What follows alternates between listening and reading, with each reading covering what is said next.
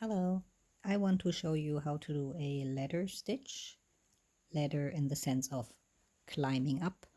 I personally like to call it the invisible stitch because it is pretty much invisible um, if you do it right.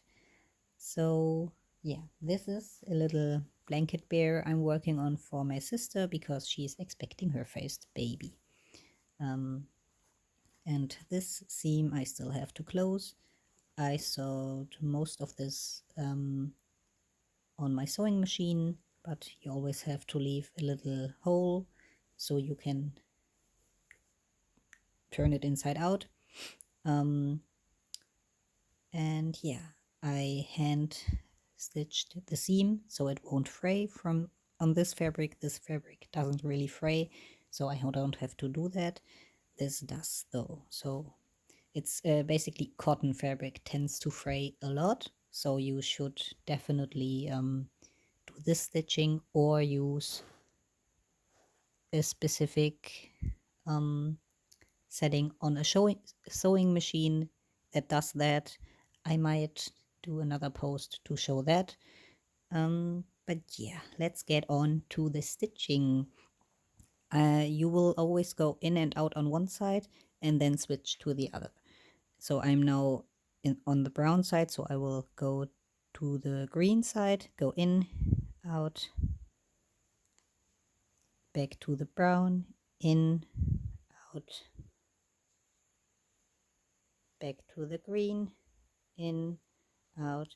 You have to make sure to stay online, but it's not like it doesn't have to be super accurate. It's okay to be a little off sometimes, and it's okay to not have the spacing the same, because like I said, it will be pretty much invisible in the end anyways. Just make sure the spaces are not too big, because otherwise it will wobble or warp a bit and that won't look nice.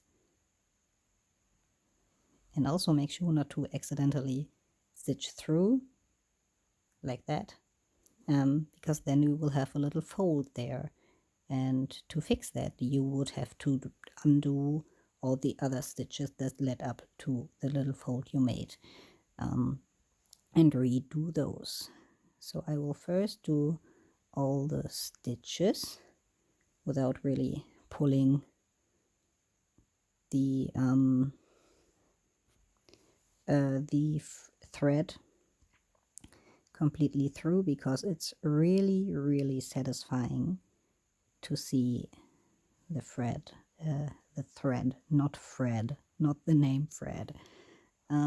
So as you can see, if it will focus, now it looks a little bit like a ladder, and when you now pull the thread, whoop, it's gone.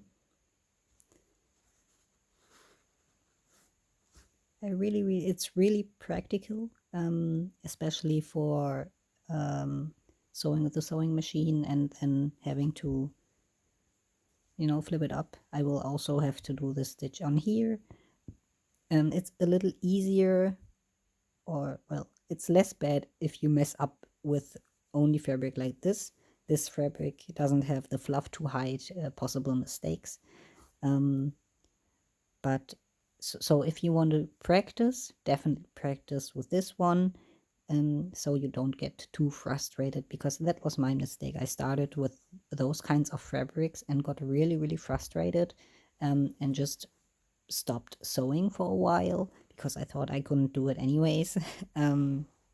But I found it again, and I'm really happy that I came back to it.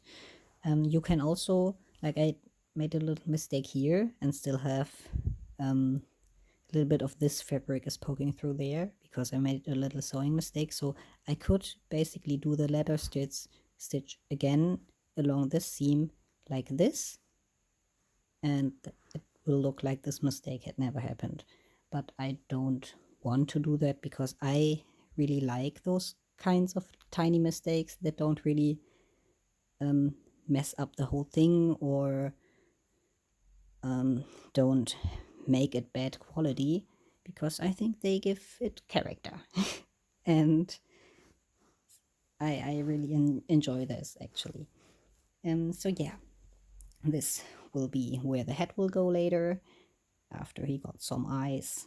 But yeah, I hope you enjoyed this little tutorial, and let me know if you want to see more of those. Bye bye.